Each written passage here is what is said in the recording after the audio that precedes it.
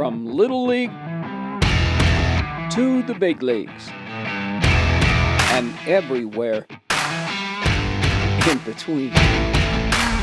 From one stage to another. Passion is my middle name. I'm J.J. Davis. This is In Focus.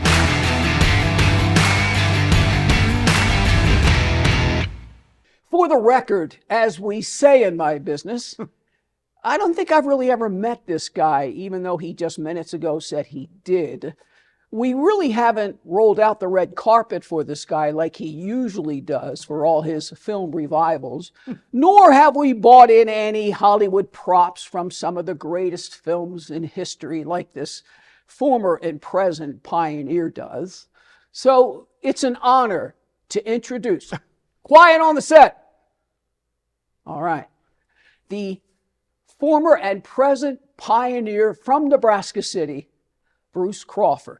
Action! What do I say after that? What do you think of that as an introduction? That was grandiose. Now, you have been described Oh, no. as what? It's a good thing. I don't want to hear it. Film historian, documentary producer, organizer of film tributes, promoter. What have I missed? Chief cook and bottle wash. I sweep the floor too. Is that true? Sometimes. But do you do it to music? I wish.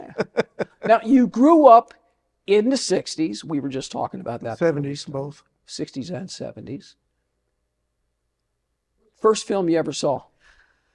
Boy, I think it was a Harryhausen film. I think it was The Three Worlds of Gulliver.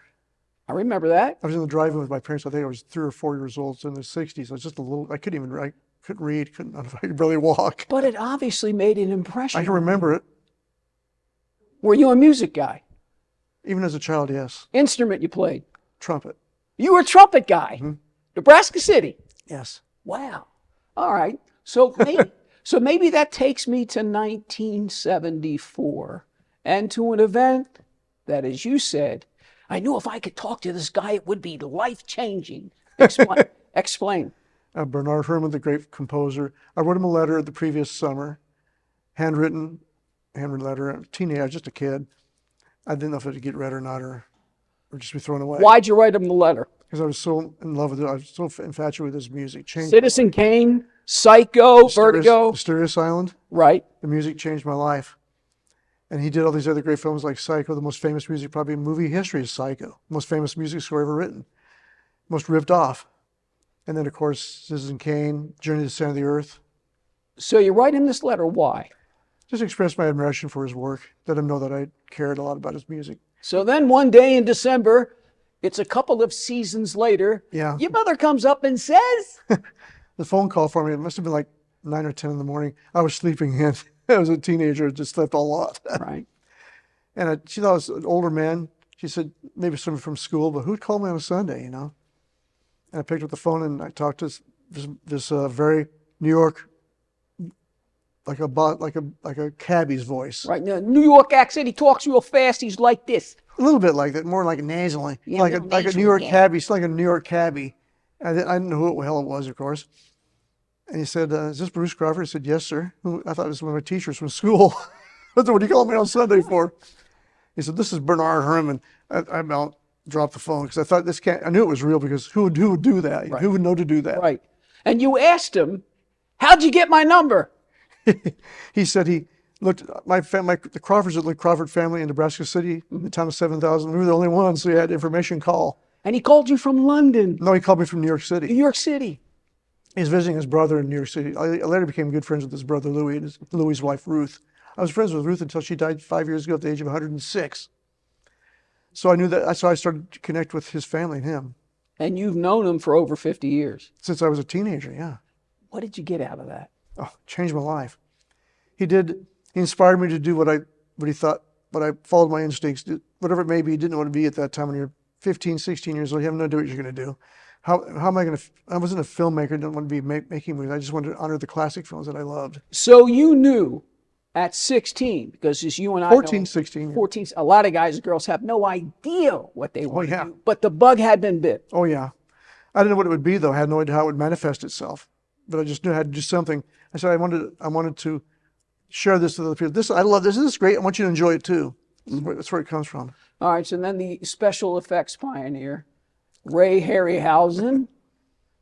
He did a lot of great movies. Oh, boy. And you say his films changed my life. Well, Mysterious Island was his film, but it was because of Bernard Herrmann's music for it initially. Right. But I love the movie's a great movie. Right. And it holds up as well now as it did when it came out way back in the 60s. But I wrote Ray and got to connect with him. Then we finally started speaking, and I got to know him because Herrmann died a year after I talked to him. Right. I talked to him After he did the score for Taxi Driver. a year later, Right. 1 year later. I talked to him maybe 4 or 5 times in the course of a year. So it was life-changing. I thought if I can talk to him, I can talk to anybody, because he was sort of revered in the music world. Man, can you believe it? At such a young age that you come in contact with these worldwide, global, famous cinematic people. And musical genius, Herrmann was. But Ray is such an easygoing, nice man to talk to, just like talking to an uncle, or he's just like somebody you know all your life. And you've gone on record as saying that you actually visited him a number of times, and it was like surreal, I think is the word you used. It probably is. Yeah, I spent a lot of time with him. I brought him to Omaha twice for 2 different movie events. My first one I ever did, 1992, and then I did King Kong in 1998. He didn't make King Kong, but he was inspired by it as a kid. So when did you get the bug to say, you know what? I think I want to bring films and discuss film history and bring some actors or whomever to Nebraska. Well, actually, it started with my love of the music. I wanted to do a documentary. Mr. Herrmann died a year later. I thought he needed more recognition. So I thought, what could I do?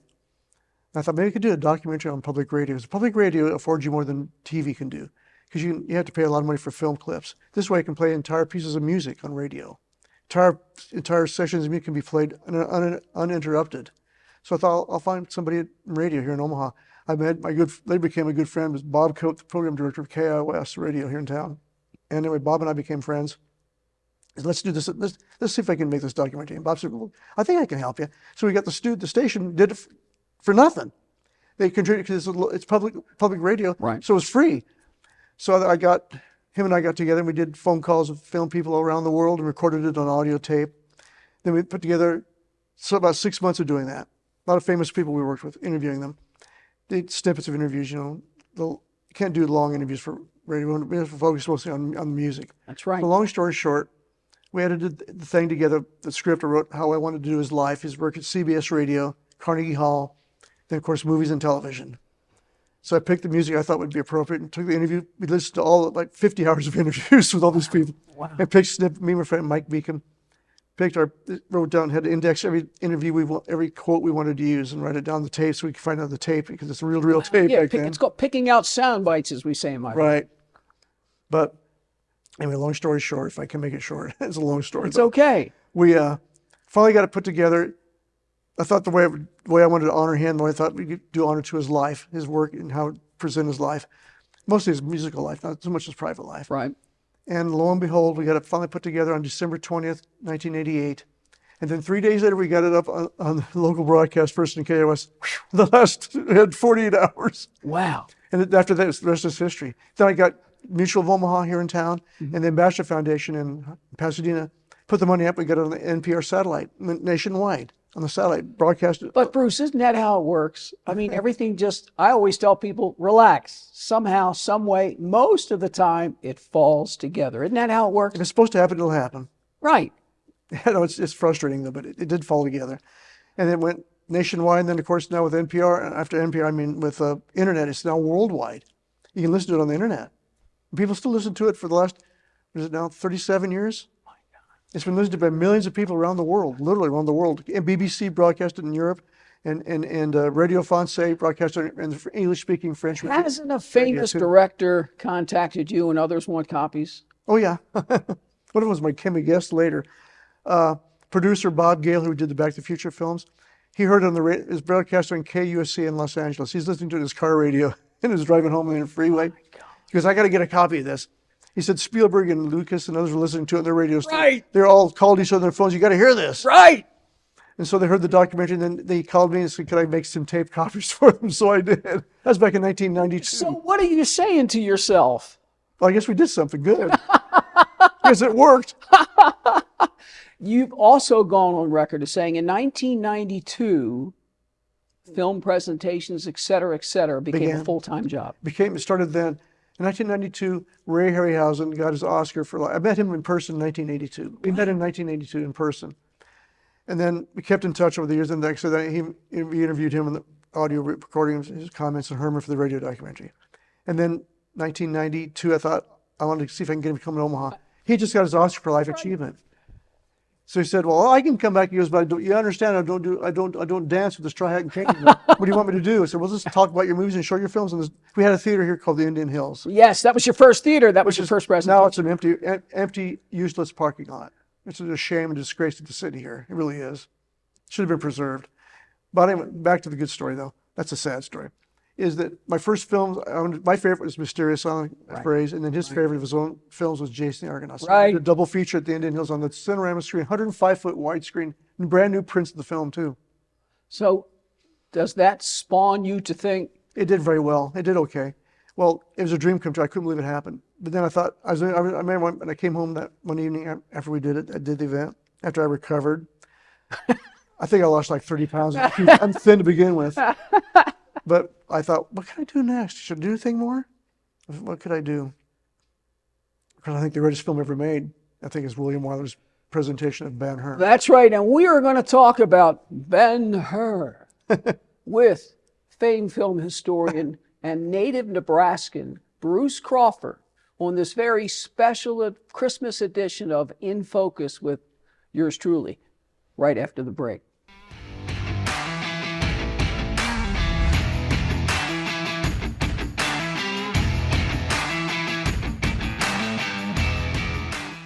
We are back on this very special Christmas edition of In Focus with, I'm telling you, I believe he could be called one of truly the greatest showmen, Bruce Crawford from Nebraska City. Let's pick up our story, your second viewing, one of the greatest, you believe the greatest films of all time, Probably. Ben-Hur. Yes, I contacted Turner Entertainment, who owns the film, which now Warner Brothers now owns Turner and Turner Classic Movies channel. Anyway, I called them. I kept calling Ted Turner's office in Atlanta. You got to bug him. You got to bug him. I called him over and over and over and over. I thought, I think it would kill me. But I think about the 30th or 40th time I called, says, is this Bruce Crawford? The secretary knew it was me again. Just a moment. I thought, oh, wow, she put me on hold. And then I was on hold, it seemed like indefinitely, forever. Then the voice come on, real gruff. Okay, Crawford, you got 30 seconds. It was Ted Turner. Guess who? Yeah, Ted Turner. I had 30 seconds. He goes, what the hell do you want? So I told him I had done previous year the Harryhausen tribute. He loved Harryhausen's movies. I said how much I loved the film Ben-Hur. So I loved to do a tribute screening. We had this giant theater, the Cinerama screen, would be so perfect for it. It played there back in the 60s. So it'd be fun to bring it back for an event honoring William Wyler, the director in the film in general. And Ted Turner goes, he's quiet for several seconds. I thought maybe he's pissed off at me or something. He was real quiet. He was, I put you on hold, put me on hold. It's like, again, it seemed interminable, like that bleep in my ear because I was on hold forever. Then the voice came back. It wasn't him, that was a secretary. She goes, you'll be getting a call from a fellow named Richard May in about a week. I'll take it from there. Thank you for calling. Hung up. That was it. Oh, I've been there. Well, okay, not like that to that extent, but a week later, I got a call from Richard May. He was an archivist at MGM. So we're striking a brand new 70mm print of Ben-Hur and restored digital surround stereo sound. We want you to host it as the first showing in the world in Omaha. And that's the thing. Entertainment Tonight, you got news on. Yep. My good friend, Leonard Maltin. Right. You've got news from all over the world. Wall Street Journal. Wall Street Journal. A number of magazines and entertainment shows. That was a big... this really put you on the map. Ben-Hur was huge. Yes, it was huge. Besides being a huge movie, it was a huge event. Your first big movie star, number 4, Psycho. Janet Leigh. Yeah. That was incredible getting her back here. He brought her daughter, I'm losing my mind for a second. What's her daughter's? Kelly, not Jamie. Brought Kelly back. And Kelly, first time, Kelly and I are still good friends to this day. And the first time Kelly ever saw Psycho in her life, not even on TV, was at my event on the big screen. Where? Cinema Center. It was unbelievable. She was just, of course, she was stunned. She was turned white because you couldn't believe the music and everything, Herman's famous music, and his mother being hacked to pieces. In Omaha, Nebraska, it made, in fact, the Associated Press ran that story nationwide.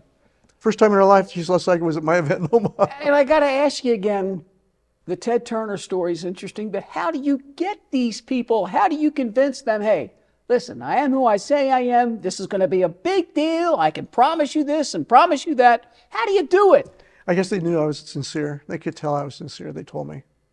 They trusted me. So you can't be that crazy over it. You can't be that enthusiastic and not be true. And all monies that you raise goes to charities? Different charities, yes. Percentage of it. Not all. I have to have someone to pay the bills. You know? Right. Do you have to pay the people that come in? Oh, God, sometimes, yes, lots, some of them. So you've gone on record of saying this is not a short-term thing. This is like 6 months you got to plan for this thing. You've got to really do a number. I'm working on the May event, but I'm in my mind right now. It's only 6 months away. Can you... I have no idea what it's going to be. Well, last May you did Shawshank. Yes. Had Bob Gunton, the great character actor, plays the most evil prison warden in history. And he said, you know, because he's been a lot of these type things, and he said, man, this one was, quote unquote, a real barn burner. He loved it. He did. He just thought, we put on a big show. We just don't show a movie and have someone talk. We put on showmanship. Put on a big event. Well, that's what you said, like with the red carpet, the props you just did, your 53rd with the Cowboys, John Wayne. You bought in the gentleman that runs his museum in Winterset, Iowa. You bought in the saddle and the actor. Robert Carradine. We actually had the top coat that John Wayne wore in the movie. Wow. He wore in the film. He had it on display. That's pretty cool. Well, it is pretty cool. So it's just not, come and watch this film and talk. You really make it an event. It's an event. An event. It's an event. And I've been doing it for 33 years. You're a pioneer of sorts. Where did you get this idea to become an event from? It just happened. When I wanted to do the Harryhausen tribute, I said, I have to do this. I made it happen. I have to force it. You just will it. You have to will it. Right. You have to force it. You have to push it. And as I always say in television, you got to utilize all the tools to not only make it informative, but entertaining. Yeah, that's true. Very true. 50th anniversary of D-Day. Longest day. Daryl F. Zanuck was born in Wahoo, Nebraska. So I invited his daughter to come, and Richard Zanuck. Richard couldn't come. He's still a very big executive at that time in Hollywood. But his daughter, Darylyn Zanuck, came back. She has family connections still in Wahoo, Nebraska. And she came back, and director Ken Anakin, the famous British director, he directed The Magnificent Men, Their Flying Machines. He directed Swiss Family Robinson, Battle of the Bulge, and The Longest Day. Legendary director. In fact, his name, Ken Anakin, Anakin was used for Anakin Skywalker. Lucas liked his name so much. My gosh, legendary films. Disney's, as we were talking about in the lobby, 20,000 Leagues Under the Sea, right. Mary Poppins. I mean, you did it all. Try to. Have to be on, try to do a little bit of everything. Now, do you know about these films before you try to get people to come in and talk about them and view them? Or does it just pop into your head? What kind of research do you do? Or do you just know it? I feel like you just know it. You just know it's intuitive. You just know it. You know what film you think this will be a good film and a great guest. At least you hope it will be. My gosh. It's a lot of intuitive. You have to follow your But you've also done a lot of things outside Nebraska. Cedar Rapids Symphony, right. Kim Novak up in Oregon. Yes. Explain, National Art Gallery. That was in Washington, D.C. Yes. Kennedy Center had me there. Henry Kissinger was there. You heard about that? What do you say to yourself when you're doing these things? It's surreal. They flew me to Washington, D.C. in 2016 because the Kennedy Center, the AFI, American Publicity, was doing a tribute to Bernard Herrmann, and they had me come as an expert in his music and his life. I spoke to the audience at the Gallery of Art right across the street from the Capitol Dome. And there in the audience was the late Henry Kissinger, still alive then, of course, Henry Kissinger and his very tall wife. Right. They came, they're supporters of the gallery. They came to hear me talk on Bernard Herrmann. We showed the movie Hitchcock's The Wrong Man, which wrote the music for. And we showed the Twilight Zone episode, Walking Distance. Beautiful score, beautiful episode. Do you think, wow, or do you just go? I love it. I love this so much. I can talk to anybody about it, no matter who they are. I don't get too intimidated. I'd have been that horse left the barn years ago. Well, the horse has been out of the barn for a long time because the American Film Institute has recognized you, not to mention Turner Classic Movies. You did Raiders of the Lost Ark with Ben Mankiewicz? Yes, Ben came back, recognized my 50th event, and I was a good friend with Robert Osborne, even before Robert became TCN. Right. We go way back to the 80s. Someone unknown Robert. Didn't Ben Mankiewicz's dad help pen Citizen Kane? His grandfather, Okay, Herman Mankiewicz. right. That's amazing. He's like an encyclopedia. Oh, sorry, kids, but that's the old days. He's an encyclopedia of knowledge. So in the end, Now hard drive. you're right. Right, we're not a thumb drive with all the information you know. You've said, well, I don't know if I got 53 more left. What do you mean? That's a lot, Matt. I have to live another 33 years. Yeah, but do you see anybody out there, your equal, And you mean where at? that does what you do? Well, That's why I think you're a pioneer of sorts. You're a P.T. Barnum. the film forum in New York City has been doing this for decades because it's a big outfit. It's not just one person, you know. And of course, the Film Institute in Washington D.C. and of course in Hollywood they have the Academy, and of course the AFI is out there too. So they're the Egyptians got the American Cinematheque. There's several, but they're huge. They're not. It's more than one person. All right, explain to me something. What's the difference between the small screen and the big screen?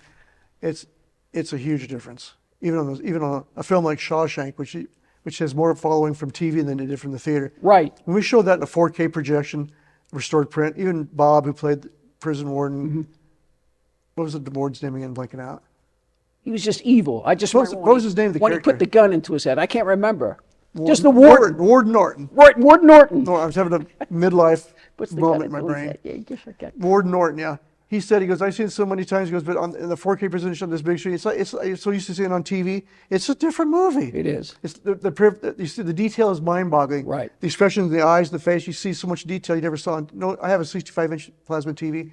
It's crystal clear, but you can't touch a 50-foot screen. Nowhere near. And you've made some of these presentations at the Orpheum, the Jocelyn, the Omaha Community Playhouse. That now. Why? Well, I did the Indian Hills, of course, my first 4 or 5 events, and then, of course, when it happened there, then I went to the Cinema Center, was a great theater too, and did many good big events there. All right, you've talked about Indian Hills. You tried to resurrect Indian Hills. I tried to help people who were trying to do that. Right. But then I did, the bulk of my events so far have been at the Jocelyn. I probably did about 30 there, quite a few. So But they closed down for 3 years, and I moved my events now to the Playhouse, which is a beautiful theater. It's 600 seats. It is. It's got It is. 600, it's a lot of seats in there. And it's got a big 40-foot screen. Right. And we bring in, and we have digital by Dog and Pony. Mike and Susan Gilstrap do that for me. They bring in the screen, big screen, stage wide, and the digital projection is crystal clear. Wow. Film can't touch that anymore. So obviously, what kind of response do you get from all this, from the locals, so we to get speak? full theaters. We pack the place. What do they tell you? They've enjoyed it so far. Wow. I guess they keep coming. Wow. So, I'm a theater guy, stage and things like. Do you Live ever go to theater. theater? You ever watch Sometimes. theater? What do you mean sometimes? If I have time. All right. What do you think the difference is between a stage actor and a film actor? Well, you have to project more on stage. For the guy in the back row with 600 seats. They always say played in the back row. Yeah, the 600 seat theater, the guy in the back is going to be quite a distance from the guy from up front. As you know, at the Playhouse, it's quite from the front row to the back row of the balcony, it's quite several feet. So you got to project. That takes more skill. I think film acting, you have to be more subtle. Really? The camera picks up everything. Right, because the camera's right there. It'll exaggerate it. Especially on a big screen, it's going to exaggerate even the smallest thing. So would you say this was your dream as a child, or you just It kind just of happened. fell into it? Fell into it, never dreamed it. My gosh. Can you believe it? Yes and no. Give me the no. The drudgery, so it's hard work. It becomes work. I love it, but it's work. Yeah, but see, here's the thing. You've gone on record as saying, yeah, when you like what you're doing, it's not work. To which I say, listen, I still like work. what I'm doing, but every now and then it's Work. That's right. I said that for the audience. You know what I mean? Oh, of course, I know exactly what you mean, but it is for love of the game. It is. It is. It's not easy. If it was, everyone No, would do it. it is. Everyone would be doing it. It is a passion project, and I've always said you got to be comfortable being uncomfortable. At least I say that when I go to auditions. Like, so when I go on stage, I was a shy kid. Yeah. Now I go on a podium, I speak to the audience and thank everybody. Then I bring my guests now. Now we sit down in chairs and do Q&A with each other and talk to the audience. I upped it a bit since we moved to the Playhouse. It's a big theater, but still a little more intimate. The Jaws, you couldn't do that. Yeah, but you've done it so many times. It can't 53 times. Right. It can't be just 53 times. It can't be that big of a deal to you to stand in front of a crowd. No, it's not. It's easy. For me, it is. People think that and the fear of death is the equal. Well, I always tell the people, listen, if you know it, it shouldn't be that much fear because you know it. When I interview people, I mean, I could just sit here and BS with you, but you want to fill yourself with knowledge, and if you know it, you're confident and you can do it. Agree? I can tell you've read about me because you're quoting things back to me. Yeah. You did your homework. Were you the same as a little kid as you are now? Because you said you were shy. Very shy. Played the trumpet. Movies kind of brought you out a little bit. You say, cinema, it expresses who I am. Who are you? I'm not sure that's true. That's what you said. I said I was wrong. I don't know what I was. Expresses who you are? Yeah, you said it expresses who I am. Depends on the film you're watching. I hope it's not Psycho. I think it can reflect your values, who you would like to be. Right, but you've watched such a plethora of movies. That's a lot of values. Some not so good. No, I think so. Shawshank. Yeah, crazy. Warden Norton. So when you look back at it all, what do you think? What was I thinking? Oh, come on. What else would you be doing? Be a night watchman somewhere. Oh, don't say that, Bruce. Come on, man. Have an easy job and just retire. Yeah, but see, if it was easy, would we do it? If it was easy, everyone would do it. Right. So obviously, I wouldn't recommend it to anybody else. Believe me, I would not recommend it. Right. I mean, so everybody has probably picked your head. Everybody probably knows a smidgen. A smidgen. I know a smidgen. What's my favorite movie? Yours? Yeah, I told you. I'm blanking. Just now? That night in the dressing room, you said, kid, this ain't your night. We're going for the price on Wilson. Remember that? My night, I could have taken Wilson apart. So what happens? He gets a title shot out to Wilson apart, and right? Marlon Brando. Correct. And it's Waterfront. on the waterfront, baby. Billy Kazan. And music by Leonard Bernstein. Right. You can't go wrong. Yeah. I'm not Leonard Bernstein. Yeah, you can't go wrong. I'm blanking for a second. That's okay. Favorite Christmas movie? You got 10 seconds. Christmas Story. Oh, I did a Christmas Story last year at the Rose. I showed the movie, had the bully, Scott Farkas, yes. and the frozen tongue kid. I played Gene Shepard at the Rose last year. Listen, I want to thank you for joining us. That's over already? Yeah, it was over. That went Bruce quick. Crawford, film historian extraordinaire from Nebraska City. And as I always say, Bruce, Omaha for a resident. special Christmas edition of InFocus. I want to thank you for coming on. And as I like to say, I'll see you around town.